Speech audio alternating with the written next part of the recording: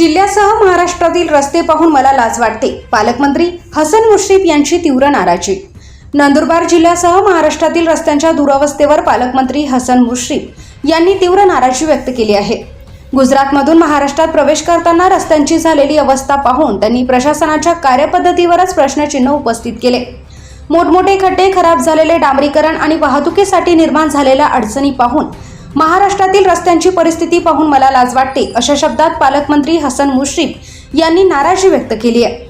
रस्त्यांच्या कामासाठी शासनाकडून मोठ्या प्रमाणात निधी खर्च केला जातो, मात्र काही दिवसातच रस्ते खराब होत असतील तर या कामांची जबाबदारी निश्चितच झालीच पाहिजे, असे त्यांनी स्पष्ट केले.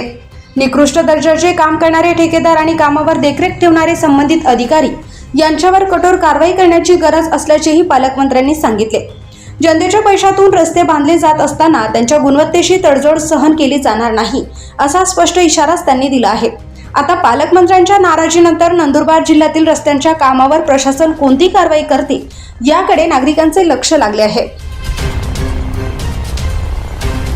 रस्त्यांची मगाशी मी तुम्हाला सांगितली दयनीय अवस्था.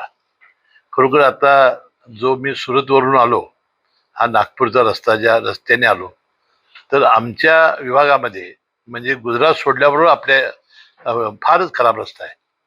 त्यानंतर आम्ही त्या ह्याला गेलो श्रावणीला, तोही रस्ता खराब आहे. म्हणजे असे खराब रस्ते आणि आपल्या रस्त्याची जर काही दर्जा चांगला नसेल, आपण लोकप्रतिनिधी जर तिकडं चांगल्या पद्धतीने बघणार नसू तर आपल्या जिल्ह्याचा विकास होणार नाही.